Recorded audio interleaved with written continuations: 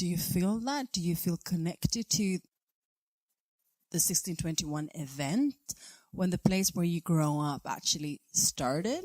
Do you feel connected to the fact that where you live today does not have that kind of history? It looks completely differently. Yes.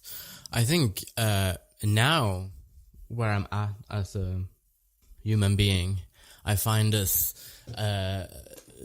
thing you're referring to super interesting. History interests me more than ever, I think. And it has been relevant in my work for a long time too. But I think perhaps the longer I stay away from the city where I grew up, the more relevant it seems to me to really be aware of its history and know about the place in a more nuanced way than I would have cared for it ever when I lived there, which may also relate to the fact that I'm more of an adult now, and when I lived there I was a kid and I wasn't thinking that way. But as this notion of time and how we relate to it as human beings has become kind of a big element in what I consider my work, yes, I would say that it feels important to me to like realize how this place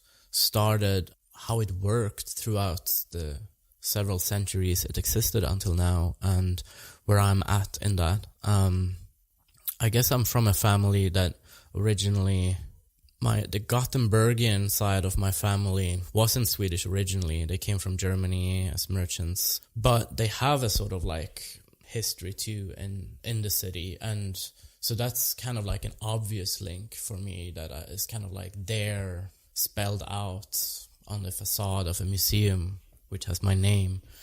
But on a personal level, I think because I was never really a professional in Gothenburg, I was in a couple of shows when I was a student, but, I never really worked as a professional artist there. My relationship to the city is that of being a kid and a teenager and growing up, and the strongest relationships I have with people there is through my family and the friends I used to have there. Yeah. Do you think about the time aspect in terms of your artworks? Yeah, I do. Do you mean in terms of their durability or how they consider notions of time? First of all, I was thinking about the duration of the actual artwork. Like, would you choose materials that you think will exist 20 years from now? As it stands right now in the works that I'm making, I am really specific about choosing materials that will either last or not last for a long period of time. And in some ways, it's a pragmatic consideration, because in a market sense, it becomes problematic to make work that falls apart. And I'm dealing with it much more than I would like to in terms of fixing old works that people have, and I have to return to them and make these people happy again. So now that I'm a little bit more experienced, I am trying to make those material decisions a bit based on pragmatic decisions like that. However, what I'm more interested in than that is how time itself can be reflected in the materiality of a work.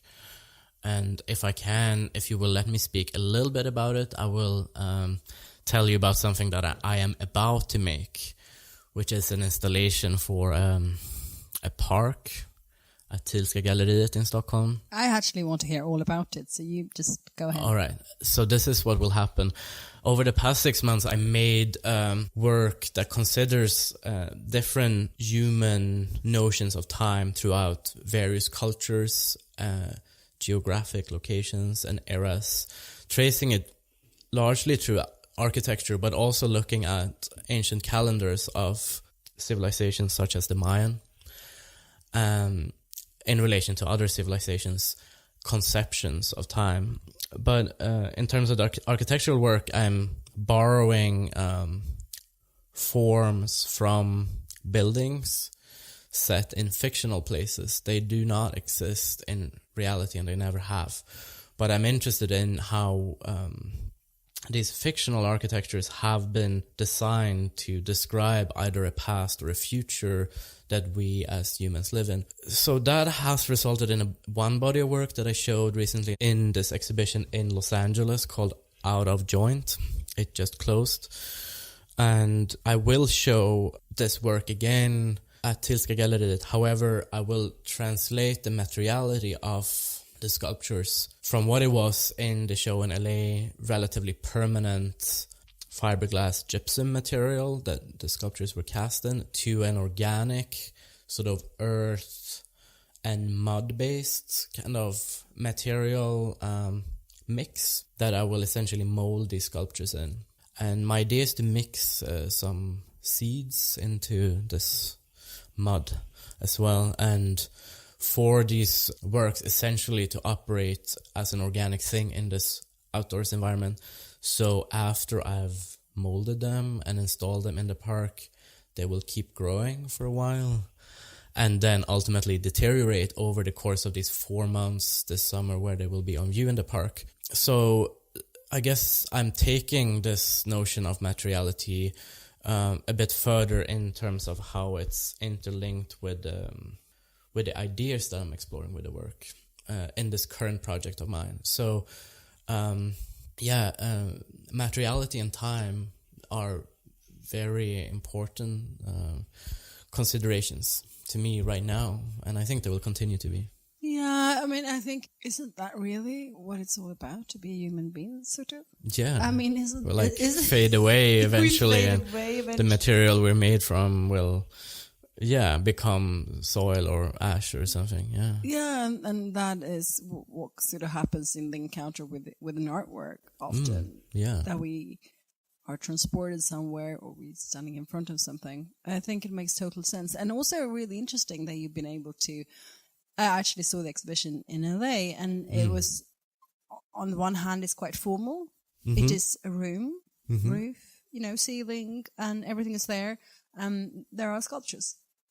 There are. The park at Thielska is completely different.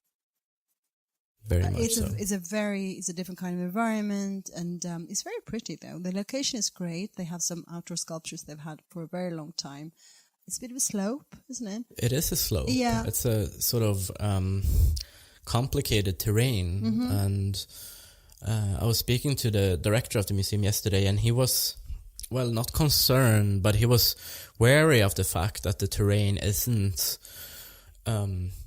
it's not flat land, and you will have to navigate that somehow. And I'm very much interested in this park or this garden in a sense, not to do the same thing that Thiel did when he bought like a Rodin piece and put it on a pedestal. It's a beautiful piece, but I'm gonna do like something else maybe and work with the wild parts of this park, because there are actually wild parts where the terrain is that steep that they cannot have the gardeners cut the grass or keep it in any way neat. So it's kind of like a little bit more like a bush type environment, and that's where I want to work. I think it sounds really exciting. Yeah.